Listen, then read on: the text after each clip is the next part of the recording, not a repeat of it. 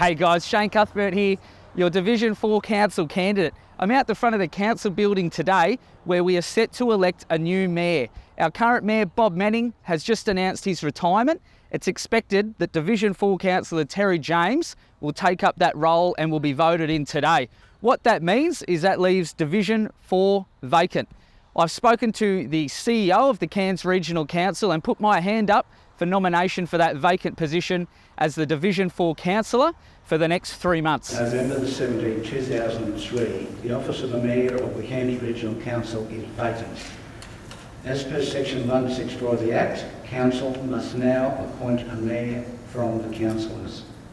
People are appointed, they enjoy a honeymoon boost in the polls. How unfair would it be to appoint someone at this point in time so they can enjoy that boost, that honeymoon period, right in the lead up to the election? That would not be fair on the other candidates for mayor. I don't think it'd be great for democracy either. So we now need a resolution that Council appoints Councillor Terry James to the office of Mayor for the balance of the current quadrennial term. Do I have a mover? Move Councillor Mollis, seconded Councillor O'Halloran. Those in favour? The motion is carried. 5 for yourself. 4 for Councillor Olds.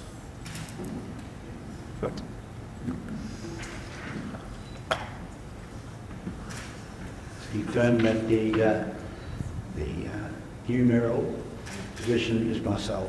Thank you.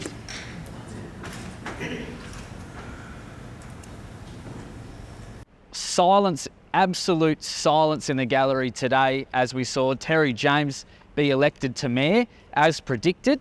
However, no round of applause, no cheering, and I think that just shows how people are feeling about the Unity candidate taking over as mayor for the next 3 months. What the council decided today was that the appointment of a Division 4 councillor be held off to the 13th December.